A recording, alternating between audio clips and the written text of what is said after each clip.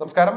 Tesla ഇന്ത്യയിൽ എത്തുന്നു എന്ന തരത്തിലുള്ള വാർത്തകൾ കഴിഞ്ഞ കുറെ കാലമായി കേട്ട് മടുത്തിരിക്കുകയാണ് ഇവിടുത്തെ കാർ പ്രേമികൾ.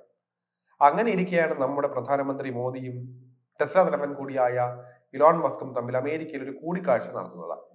ഇതിന് പിന്നാലെ അദ്ദേഹം വൈകാതെ ടെസ്ല ഇന്ത്യയിൽ എത്തുമെന്ന തരത്തിലുള്ള വാർത്തകളും വലിയ രീതിയിൽ പരന്നിരുന്നു. ഇന്ത്യയിൽ തന്റെ ഇലക്ട്രിക് വിത്ത് പാകാൻ തക്കം നോക്കിയിരിക്കുകയാണ് ഇലോൺ മസ്ക്.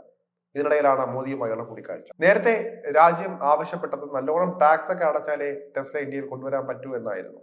അങ്ങനെ ഇറക്കുമതി തീരുവയെക്കുറിച്ച് കാലങ്ങളായി തീരാത്ത ചർച്ചകളും വാർത്തകളും കാറ്റിൽ അലയടിച്ചു കൊണ്ടിരിക്കുകയായിരുന്നു ഇപ്പോഴത്തെ ഈ ഒരു കൂടിക്കാഴ്ച. ഇതിന് പിന്നാലെ തന്നെ ഡൽഹിയിലും മുംബൈയിലും ടെസ്ല കെട്ടിടങ്ങൾ നോക്കി തുടങ്ങിയിരുന്നു. അതുപോലെ തന്നെ ടെസ്ല ജോലിക്കായി ഇന്ത്യയിൽ നിന്ന് ആളുകളെയും ക്ഷണിച്ചിരുന്നു.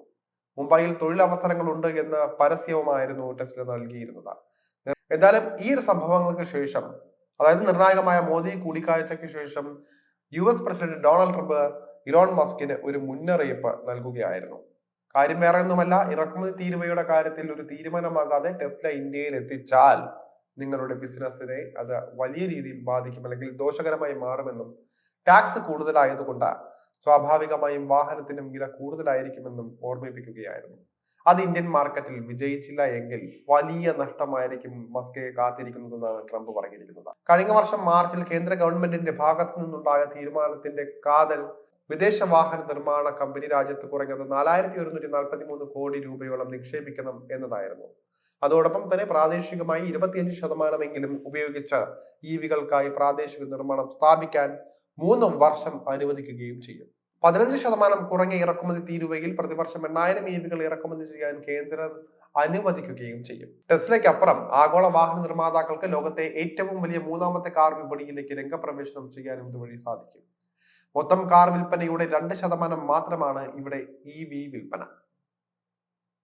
എന്നിരുന്നാലും വിപണി അതിവേഗം വളർന്നുകൊണ്ടിരിക്കുകയാണ്. പ്രാദേശികമായി നിർമ്മിക്കാൻ പോകുന്ന എൻട്രി ലെവൽ കാർ മാത്രമല്ല, അതിന്റെ മുഴുവൻ മോഡലുകളും ഇന്ത്യയിൽ വിൽക്കാൻ പുതിയ നയം ടെസ്ലയെ സഹായിക്കുമെന്ന പ്രതീക്ഷയിലായിരുന്നു കമ്പനി.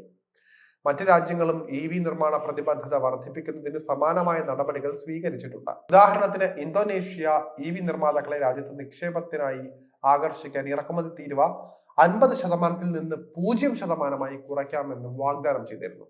ടെസ്ലയെ കൂടാതെ ചൈനീസ് EV ഭീമനായ BYD കൂടി രാജ്യത്തേക്ക് ആകർഷിക്കാനുള്ള ശ്രമങ്ങളുടെ ഭാഗമായിരുന്നു ഇത്.